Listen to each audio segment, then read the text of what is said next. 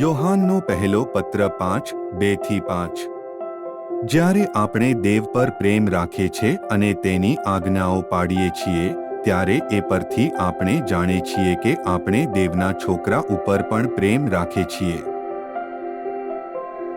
કેમ કે આપણે દેવની આજ્ઞાઓ પાળીએ. એ જ દેવ પરનો પ્રેમ છે અને તેની આજ્ઞાઓ ભારે નથી. કેમ કે જે કોઈ દેવથી જન્મેલું છે તે જગતને જીતે છે અને જે જગતને જીત્યું છે તે આપણો વિશ્વાસ છે. જે વિશ્વાસ કરે છે કે ઈસુ દેવનો પુત્ર છે તે વગર બીજો કોઈ જગતને જીતે છે.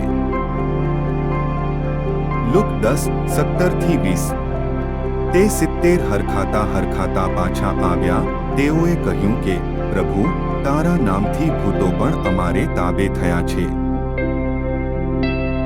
તેણે તેઓને કહ્યું કે મેં શેતાનને વીજળીની પેઠે આકાશથી પડેલો જોયો.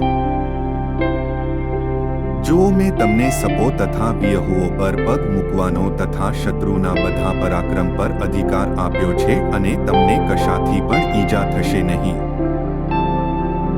પરંતુ આત્માઓ તમારે તાબે થયા તેને લીધે હરખાઓમાં પણ તમારા નામ આકાશમાં લખેલા છે તેને લીધે હરખાઓ. ગીતશાસ્ત્ર 3:2-4 મારા જીવ વિશે ઘણા કહે છે કે તેને દેવ તારશે નહીં. પણ હે યહોવા, તું મારી આસપાસ ઢાલરૂપ છે, તું મારું ગૌરવ તથા મારું માથું ઊંચું કરનાર છે. હું મારી વાણીથી યહોવાને વિનંતી કરું છું ત્યારે તે પોતાના પવિત્ર પર્વત પરથી મને ઉત્તર આપે છે. ગીતશાસ્ત્ર 118:24-26 આ દિવસ યહોવાએ આપણને આપ્યો છે, તેમાં આપણે આનંદોત્સવ કરીએ. હે યહોવા, તું હવે દયા કરીને તારણ આપ. હવે યહોવા, હવે તું દયા કરીને ક્ષેમકુશળ રાખજે. પિત્રનો પહેલો પત્ર 5:8-10 સાવચેત થાઓ, જાગતા રહો, કેમ કે તમારો વેરી શેતાન ગાજનાર સિંહની પેઠે કોઈ મળે તેને ગળી જવાને શોધતો ફરે છે. તમે વિશ્વાસમાં ધ રહીને તેની સામે થાઓ, કેમ કે પૃથ્વી પરના તમારા ભાઈઓ પર એ જ પ્રકારના દુઃખો પડે છે તે તમે જાણો છો. સર્વ કૃપાનો દેવ, જેણે ખ્રિસ્તમાં તમને પોતાના સવેકાળના મહિમાંક સારો બોલાવ્યા છે, તે પોતે તમે થોડી વાર સહન કરો ત્યાર પછી તમે પૂર્ણ સ્થિર તથા બળવાન કરશે. યોહાન 16:33 મારામાં તમને શાંતિ મળે. મેં તમને એ વચનો કહ્યા છે. જગતમાં તમને સંકટ છે, પણ હિંમત રાખો, જગતને મેં જીત્યું છે.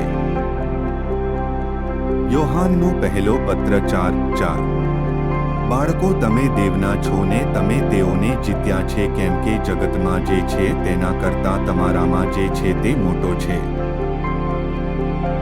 યોહાન 1:5 તે અજવાળો અંધારામાં પ્રકાશે છે, પણ અંધારાને તેને સ્વીકાર્યું નહીં.